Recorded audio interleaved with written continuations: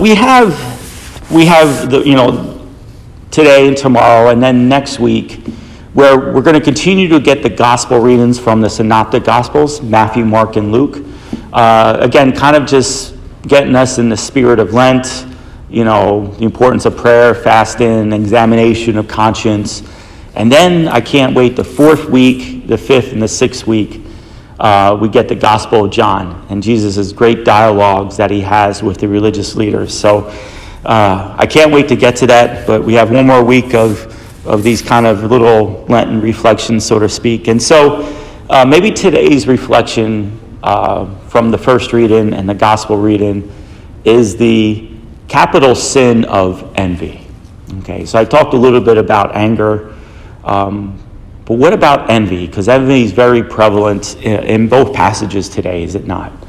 Okay. Envy is a little bit different than covet and jealousy. Envy is not only like a hatred that someone else has goods that you don't have, but also with envy is the wishing and maybe actually carrying out the destruction of the good that the other person has.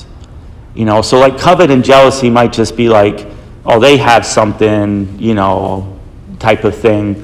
I wish I had it. But envy's like, not only do they have it, but I wish they didn't have it. And I want to do something about it. So really in both readings, we can say what is something that either the brothers of Joseph were envy about and the people here in Jesus' parable in the gospel. Well, especially with the Joseph's brothers, they wish they had the love of the father, right? That's what angered the brothers of Joseph.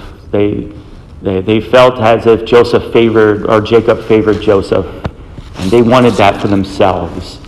And so they plan on carrying it out by killing Joseph, but thankfully, they relented at least on that and then sold him into slavery.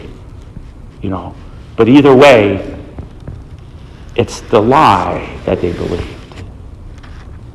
They had the love of Jacob. And these tenets in the gospel passage, we probably can make the assumption they're loved, by the tenant. They're loved by the owner, respected.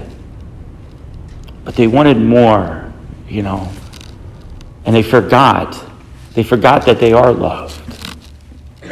And I think that's what happens to us, because when we're envy over something, when we look at, and I think we do this a lot of times with marriages and families where, you see your family and you see your marriage, and then you look on Facebook or you look at your neighbors and you're like, oh, wow, they have a great marriage, a better marriage than me. First of all, that's probably not always true. There's always what happens behind those closed doors. There's always a lot of things that we don't know about. But even when we do that, we forget what we have. We forget what we have.